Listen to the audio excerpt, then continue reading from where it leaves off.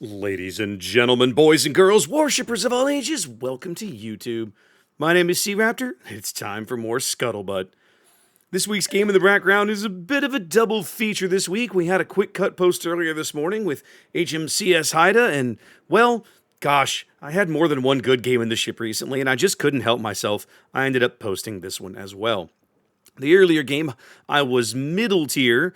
It was a 6, 7, 8 game, but here on Sea of Fortune, I am bottom tier. Tier 7 Destroyer in a Tier 9 game never feels amazing, but Haida can get away with it better than most, especially in a domination game like this, where cap points matter because cap contesting is what Haida does best of all. Kick back, enjoy, and have fun with the game. There's a lot to go over this week, I suppose, and we're going to spend most of our time probably talking about one major topic, and if you've been paying attention to some of the community stuff over the last couple of days, it shouldn't be too hard to figure out what that is. I do want to spend a couple of minutes, though, and give a shout out to Wargaming, Verizon, the Wounded Warrior Project, all the guys that helped put together the Verizon Warrior series that Zath and I got to participate in, kind of casting and bringing it to everybody over the past few weeks over on Twitch. That was a ton of fun. Really, really fun event. I think Wargaming in particular learned a lot of lessons about how to run an event of that nature. It was kind of a first for them. Most tournaments are run by the community, and so there's a lot of people in the community that have got a decent amount of experience, kind of wrapping their brains around the logistics and the assembly, and herding all the kittens. Because when you've got 400 players that don't all coexist in the same place and are playing across different time zones and so on and so forth, it is definitely herding a lot of kittens. And I think it all came together pretty well. It was certainly for a good cause, which I absolutely can't fault anybody for. So kudos to Verizon for putting up the big prize pool. Huge shout out to everybody who came to play, everybody who signed up to play and maybe wasn't drafted. But we got a lot of good money into the hands of some good charities here in the States, and I'm really excited about that. I got to give another shout out to the organizers of the Streamer Team League that I got invited to participate in a couple weekends ago. It was back on 31 July and 1 August. They put on a fantastic event. Those games are continuing to post to the channel this week. If you haven't seen any of those, I would encourage you to check them out. Yes, that's a little bit of self-serving advertisement, but at the same time, that's probably the most fun tournament I've ever done in Warships, right? Consider that I started Twitch streaming specifically to cast competitive World of Warships games. And 4 years after I started that, I just participated in what I consider to be the most fun tournament I've ever had. I can't give you a stronger endorsement to go watch these games, right? Some of them are ridiculous, but so much of it is the fun of the personalities of the various casters all kind of coming together, right? Day one, it's only 1v1, right? But as day two goes on, more and more and more of us are in the same games. It is hilarious fun. Everybody's personalities going everywhere, and it was a great time. And I hope you got to see it on Twitch. And if you didn't, well, bummer. You can see it on YouTube, and hopefully next time you'll come join us when they do this again. And a huge shout out to the organizers and the participants in that event. Huge shout out to my team, Mean and Dirty. We'll get them next time, Gadget. Don't worry about it. Don't worry about it, guys. Appreciate your efforts. Hope you had a good time. It is patch day here on NA. That's right, 10.7 dropping today with a whole host of changes. As we've talked about many times, the Dutch cruisers continue to languish in early access. They've been stretching early access out for 2 patches now. No change there. So that's all continuing. The Tier 10 Dutch cruiser, Goudenleeuw, I believe. I'm going to mispronounce it, guys. I'm sorry. I'm woefully behind in learning the pronunciation of the Dutch cruisers. She's not here until the next patch. That's 10.8. Desiree Provincia, Tier 8 Dutch light cruiser, Desiree Provincia, coming to the dockyard. I can't really give you a ringing endorsement of this ship, guys. I'll say that if you're able to complete some dockyard missions and make some progress and get down to the very end and in a couple of months and you're ready and you don't want to miss out on the ship and you throw a few hundred doubloons at it, go for it, right? She's not a horrible, but she's not that amazing. She's not anything to get super excited about. I will highly encourage you to not spend a lot of doubloons on this ship up front. I think you'll be disappointed. She is not all that in a bag of chips. She has the exact same problems that the rest of the Dutch light cruisers do, which is it feels like their guns are overly nerfed to make up for this bizarre airstrike mechanic that is of dubious use, let's say. So, I mean, if you want one, go get one, but I would not expend hard-earned cash or doubloons for this ship. She does not feel like it. She does not feel worth it to me. Of course, the big news, submarines finally kind of coming to the live server, at least in some form. We are getting submarines are going to be available in ranked battles for a while. This is going to be interesting. Of course, the big news is, we're going to get submarines now coming to the game in the form of ranked battles. This is going to be really interesting. The memes are going to write themselves. They've gone through a couple of rounds of testing on live servers, on the PTS. This will be the first time they're coming to just the general population of the live game in a live game mode. They had their own dedicated testing mode, I think last year or the year before. I can't remember. But yeah, so slowly inching down this line. And of course, the new ranked is basically going 6, 8, and 10. So you'll have Bronze League at Tier 6, Silver League at Tier 8, Gold League at Tier 10. Submarines will, of course, match that. So you'll be looking at basically American and German submarines available in each of those tier brackets. You'll have U-69 at Tier 6, U-190 at Tier 8, and U-2501 at Tier 10 for the Germans. Over the American line, you're going to have Cachalot at Tier 6, Salmon at Tier 8, and of course, Balau at Tier 10. Ranked rewards haven't changed, so that's kind of the same thing, but I'm curious to see. I mean, ranked is only 7v7. And we're going to put submarines in here? This is going to feel weird. But I will say that maybe this will finally prompt me to get off my butt and kind of do that little ASW video I've been trying to get together for a while. I really did enjoy, the last time I played submarine testing on public test, I really did enjoy the anti-submarine warfare mechanics as a destroyer. It was incredibly satisfying to hunt the little buggers and depth charge them out of existence. So if you like destroyers and you enjoy playing destroyers, I would encourage you to at least go try that, give it a shot, test it for yourself, see what you think. What else is coming to the armory? That's right. Tier 10 Premium European Destroyer Ragnar is should be in the armory as of today, or at least whenever it drops on your server. So that's coming to the game for steel. 27,000 steel for Ragnar. I quite like Ragnar. I've got a video that posted earlier this week on this ship. She's not a direct replacement for Smallland, but I do think she's a fun ship. And if you've got the steel laying around and you collect ships and you really like destroyers, you could do worse. You could do a lot worse than spending that on Ragnar. But I think, really, guys, what we have to talk about today, we have to talk about Missouri. We absolutely have to talk about how Wargaming has absolutely, to use the British phrase, cocked up the return of Tier 9 Premium American Battleship, USS Missouri. A couple of weeks ago, or 3 weeks ago, whenever it was announced, I had somebody come into Twitch one night and were like, hey, what are you thinking about, are you excited to see them bringing Missouri back? And I was like, well, yes, because as a warships player, as a naval historian enthusiast, like, museum ships need to be in the game, right? People are, I see this in the American player base all the time, at least. I presume it's the same in EU and other places. People hunger for that connection, right? That connection to something real. I've been there. I've seen there. I've stood on that deck. I've stood in that gun turret, right? It feels real. People have that connection to ships like Alabama and Iowa and Kidd and Midway, and so many more, Texas, and so the museum ships need to be in the game. They need to be available. That is, I have always felt that way. That's been a huge passion of mine, and it's always frustrated me that it felt like with certain museum ships, we kept screwing it up, right?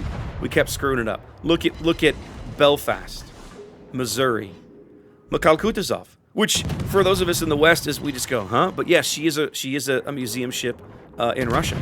So yeah. And so when they announced Missouri was coming back, I was like, oh, thank God, right? I mean, we need these ships in the game. And they had to go through some fancy footwork because current Missouri owners would have probably pitched a fit. Oh, you're taking away my credits, earnings. Okay, I get it. I understand. You spent your hard-earned free XP, cash, whatever, to get the ship. You don't want to lose the privileges and the benefits that come with the hull you already have. I understand. So Wargaming came up with a bit of a compromise. We're like, all right, well, we're gonna take that baked-in credit multiplier out of the hull, add it over here to a continuing, unending, whenever you play a mission, basically a combat mission, so that every time you play Missouri, you'll get extra bonus credits that are at least equal to what you would have earned had we left the coefficient for her credits earnings in the hull. Okay. Not a clean solution, not an elegant one, but a functional one, so we just run with it. And I was okay with it because I was like, great, it lets them sell the ship again, and let's be honest, that's the goal here. We want the museum ships for sale. And then the patch notes come out on Monday, and we discover, well, we're not actually going to sell you this ship, guys. We're going to stand you in front of a slot machine and hand you and let you buy quarters and keep pulling the lever until the machine spits out of Missouri.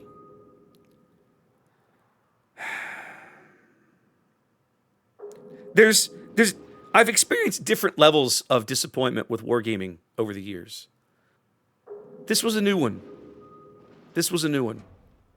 I think by now we've all kind of just adjusted to how the Christmas crate system works, right? Like it or love it, they've been doing it 4 or 5 years now. It's not a big secret. Last year there was the big stink about, oh, there's this separate loot table. Guys, that was always the case. They quit telling you that, but it wasn't hidden when this all started, right? So if you've been paying attention, you knew that. The frustration that I experienced with that whole evolution last year was the fact that the people who were just magically discovering this for the first time, quote unquote, were the same people. Like this, you had been in the community long enough, you knew this already. Like the clickbait was real. All right. I get that they were trying to use it to browbeat wargaming over the head with, and I suppose there's a measure of, yeah, you should have kept telling people this, and they didn't. Okay, fair. But it was not new, and it was not news. So yeah. But this is to me is a new low. I hate this. I hate everything about it. I'm not the only one, right? You should have seen. I fervently wish I could show you images of the CC Discord of the last 2 days, right? The EU and NA community feedback that I have seen has been, I'll just sum it up and call it brutal. Let's just say brutal, right? It's not going to change anything, right? I think we all know that at this point. Community contributor feedback in general is not going to change anything. Anybody that's been in the program longer than about 6 months knows that, right? It's just...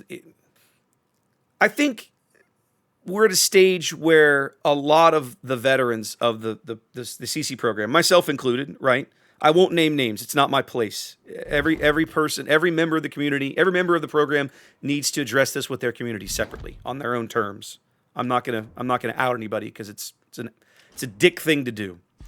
But I think everybody needs to seriously kind of evaluate what they want out of their relationship with wargaming, kind of and how they envision that progressing. When I first got here in mid-2018, right? I joined right around the time, like I think even the same week or the week before they did the very first CC Summit in St. Petersburg. So it was like June of 2018, something like this. And I remember being excited. I was coming out of the Wiki program where I'd done a lot of work working with wargaming personnel, but not like to this level. This was a different thing.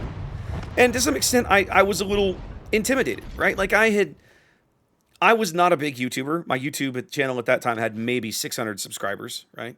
And I just barely started on Twitch. I had maybe 800, 600. I don't even think I had 1,000 followers. Maybe I did. Something like this.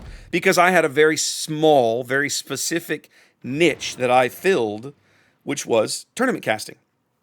After I became a CC, I kind of felt this responsibility, like, well, I'm here to kind of represent or put forth community feedback and perspective to wargaming. So I need to be interacting with the community more. And that's literally the reason I started Twitch streaming 1 day a week way back in the summer of 2018. I started off, I think I was just doing Thursday nights.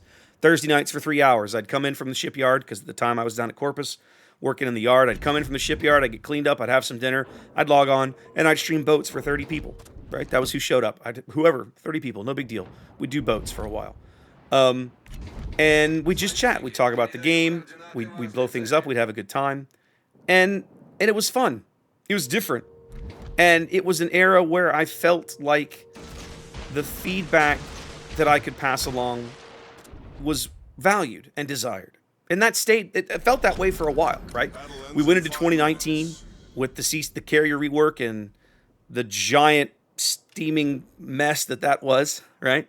I got to go to Russia as a part of the CC Summit, the last CC Summit that was held in June. It was like June of 2019. That sounds right. I think it was late June of 2019. And that was a good experience. I enjoyed that experience. I had a lot of fun. It was good to meet people. It's always great to put names to faces. I had met a couple of wargaming heroes along that. Well, made a few wargaming heroes along that line at the time. People like Mimi Missile, who I got to meet, which was just one of the highlights of the trip, and some others along the way. Got to see the art department and the work that they do, and just fabulous people. So many good people that work for this company. But over time, it's changed. It's not the same. It's just not, right? Some of it is, I think, experience, age, time. You get jaded, right? It's a natural progression, I think. But there's absolutely been a tonal shift. The program has kind of gotten to where I don't want to say it's outlived its usefulness, because I think that's not fair. It's not what it was. It's not what it was. It's got me questioning a lot of things, right? Earl put a video out yesterday that was very fire and brimstone from the pulpit. Y'all sinners is going to hell kind of thing, right? You know, every CC needs to examine themselves. Go look in the mirror. How can you stand yourself? I get where he's coming from, okay? Some of it is he's got his own agenda to push. I get it. He's a smart dude. And some of it is he's trying to make sure that the point is heard. And I think it's a valid point. And it's one that I know, as I said earlier, many of us have been rolling around in our heads for a while already, right? This is not like, you know, the idea of, do I still want to be a part of this? Do I still want to represent what this stands for, right? And how we treat the player base as a company. Do I still want to be attached to that? I don't know. I don't know anymore. I don't. I'm actually curious what you guys think, right? So, because here's my perspective on it. Like Earl is like, you know, Flamu has proven that your community, like literally he says something like, Flamu has proven that your community will back you if you don't stand up, And I was kind of like, I think you're picking the wrong example, personally. So to me, I look at that, I go, I don't know. I'd like to think that, right? I'd like to think that. Ever since I made partner on Twitch, I've kind of been scaling back my Warships time anyway. I still enjoy the game. I still love the community. I still want to do tournaments, right? The guys that show up to do competitive play deserve to have their hard work and effort rewarded by having knowledgeable and professional people showcase that work to that effort and that skill to other players. Do I walk away from that? That's literally the reason I got into all of this. Do I walk away from that? I don't know. I'm actually genuinely curious, right? To hear what anybody think. Anybody who watches this video, whether you sub to me or not, whether you like me or not, I don't care. I'm curious of what your opinion is. Please come into the comments and say and speak your mind. Anyway, guys, I guess that's it. I'm kind of rambling at this point. I just wanted to share that with you, share where my head was at and what was going on. It's been a rough couple of days, kind of looking at this, just shaking your head. Like, just disappointed is exactly the word. I said that earlier, right? I'm extremely, extremely disappointed. I'm not upset, right? Because at the end of the day, for me, this is still a hobby. This is not what I do, right? Whether I stay or go is not really going to impact me as a human, but it's going to impact me as a gamer, right? It's going to impact me as a gamer. So, I don't know. Let me know what you think, guys. I got to get out of here. I got stuff to do today. I will catch you guys later. Wash your hands. Be safe. I'll catch you next time.